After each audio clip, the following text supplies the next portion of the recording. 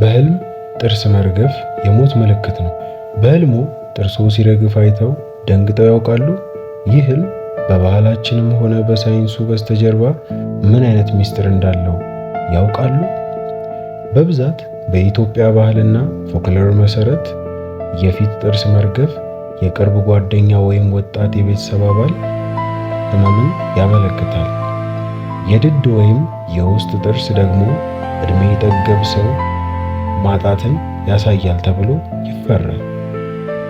ነገር ግን በአንጻሩ በአንዳንድ አካባቢዎች ሁሉም ጥርሶች በአንዴ ረግፈው በእጅ ላይ ሲያርፉ ማየት የረጅም ዕድሜ መኖር እና የሀብት ማግኘት ምልክት ተደርጎ ይተረጉማል።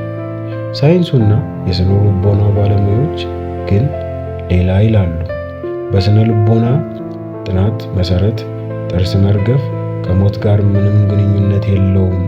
ይልቁንም በሕይወትዎ ውስጥ ያለ ከፍተኛ ጭንቀትን፣ ውጥረትን ወይም የሆነ ነገር መቆጣጠር ማጣትን ያሳያል።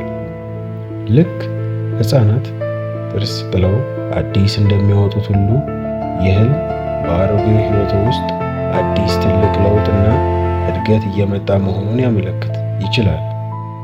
ለመሆኑ እናንተ ጥርሳችሁ ሲረግፍ አልማችሁ ታውቃላችሁ? ምንስ አጋጠማችሁ?